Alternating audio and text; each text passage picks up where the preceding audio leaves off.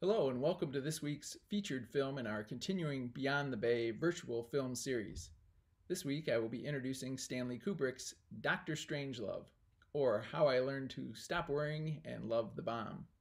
My name is Kevin Maher and I'm a member of the programming committee for the Bay Theater in Suttons Bay, Michigan. Dr. Strangelove was released in 1963 by Columbia Pictures and stars Peter Sellers, George C. Scott, Sterling Hayden, and Slim Pickens.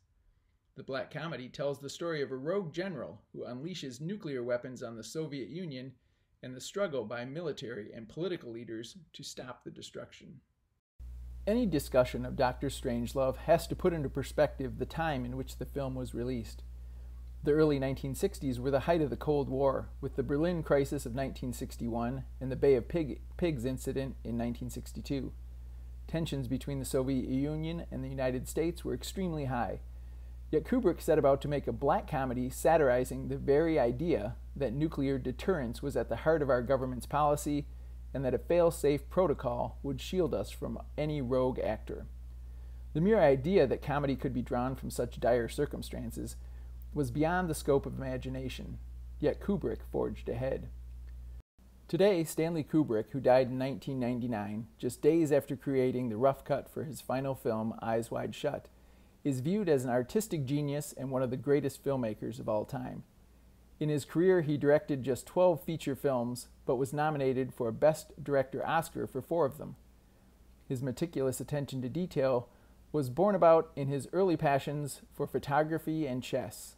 When he sold his first photograph to Look magazine at the age of 16 and dropped out of school at 17, Kubrick began an evolution into a filmmaker and was directing his first mainstream feature by age 28 and the epic Spartacus before he turned 30.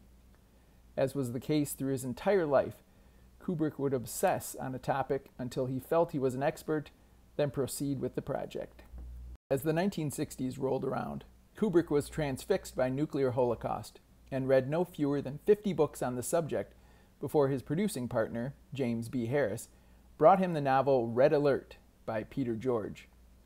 Harris and Kubrick completed a dramatic screenplay for the book, but Harris left the partnership to pursue another project, leaving Kubrick to dissect and remake the film into a darker but highly comedic satire.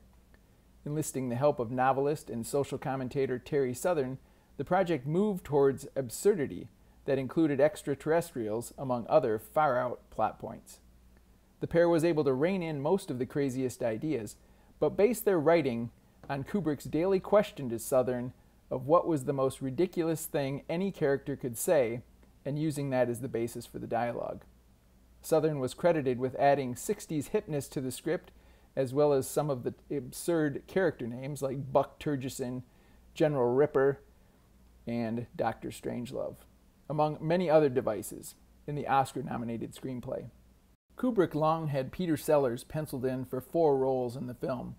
Columbia Pictures, in fact, insisted Sellers participate and play multiple characters, based on his performance in Kubrick's 1962 film Lolita. Sellers' improvisational skills lent added depth and humor to his portrayals of Group Captain Lionel Mandrake, President Merkin Muffley, and Dr. Strangelove.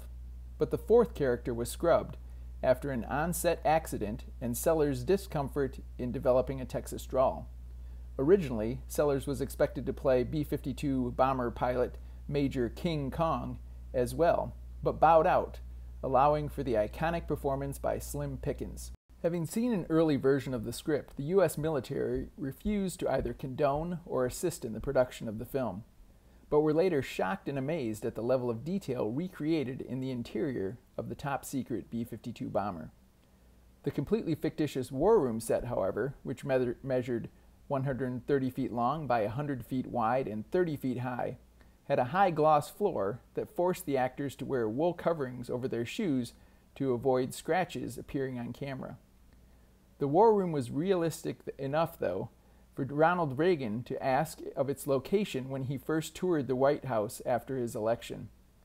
The only other significant set, Ripper's office, was deliberately made to look like a bland industrial office building to contrast with the other 2 sets. Production began in October of 1962 under the working title of 2 Hours to Doom, but was quickly halted for Kubrick to work on a different vision for the film that better exploited Sellers' talents. When shooting began in earnest in November, Kubrick was working from revisions he and Southern had implemented, including the new title, Dr. Strangelove, or How I Learned to Stop Worrying and Love the Bomb. A second unit crew shot more than 28,000 miles of aerial footage used for rear projection of the bomber flying over cold weather terrain. Primary shooting lasted 15 weeks at London's Shepperton Studios at a cost of $2 million. Beginning with the initial title sequence of a mid-air bomber refueling, with Try Another Tenderness playing underneath, Kubrick made a conscious choice to include phallic imagery throughout the picture to indicate a testosterone-fueled decision tree that would lead to destruction. Ripper's insistence on the importance of precious bodily fluids, Turgidsen's modest acceptable casualties of 10 to 20 million people, and Kong's blind obedience in the face of absurd orders paint a consistent pattern of the oxymoronic phrase military intelligence and lays the groundwork for the pitch-black humor of the film. Kubrick's attention to the finer details is not limited to the razor-sharp dialogue, however. Pay close attention to notebooks, girly magazines, and survival kits for layered clues inherent in military thinking and the chain of command. Kubrick edited Dr. Strangelove and planned for the premiere of his film on November 22, 1963. World events intervened with the assassination of John F. Kennedy, and the film's release was delayed. Columbia Pictures decided against a preview showing of the film and quietly released it in a few theaters to qualify for Oscar voting, before releasing the film on January 30, 1964. Minor editing changes brought about by the president's assassination were made, including a final scene, which was eventually removed in its entirety from the release print. In the scene, the war room devolves into a pie fight after the Russian ambassador is accused of hiding a recording device on his person. The scene is often referred to as the greatest scene never seen, but all involved agreed that it moved the film into slapstick that was out of place with the rest of the film. After Kubrick's frustrating experience of working for Kirk Douglas while making Spartacus, he insisted on complete control over all his films, including the promotional plans. For Dr. Strangelove, he compromised with Columbia Studio, however, to create two separate campaigns, one for large urban centers and one for suburban and rural markets. Reviews for the film were decidedly mixed, but the box office returns were strong, with more than $9 million in revenue for 1964, placing it number 12 for the year. In addition to the screenplay, Kubrick was nominated for Best Director and Best Picture, while Peter Sellers was nominated for Best Actor. Sadly, the film won no Oscars, but did win awards from the Writers Guild and the New York Critics Circle. Dr. Strangelove, or How I Learned to Stop Worrying and Love the Bomb, stands alone as the darkest of black comedies, and is a testament to its single-minded creator, Stanley Kubrick. It has stood the test of time because it paints a realistic situation in the most absurd fashion, wringing comedy from tragedy and belly laughs from insanity. Kubrick would go on to create several more masterpieces, including 2001: A Space Odyssey, The Shining, and Full Metal Jacket. But Dr. Strangelove is the film that has most permeated the public consciousness because it hits the closest to home, it has genius-level performances from Peter Sellers, and nothing could ever beat the image of a cowboy riding a bomb into oblivion. Thank you for watching. Please join us for our live Q&A discussion of Dr. Strangelove on June 18th at 7:30 Eastern. For more information, go to our website at thebaytheater.com.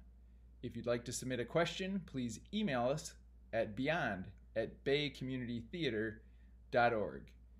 I hope you enjoy watching Dr. Strangelove as much as I've enjoyed introducing it. Thank you again.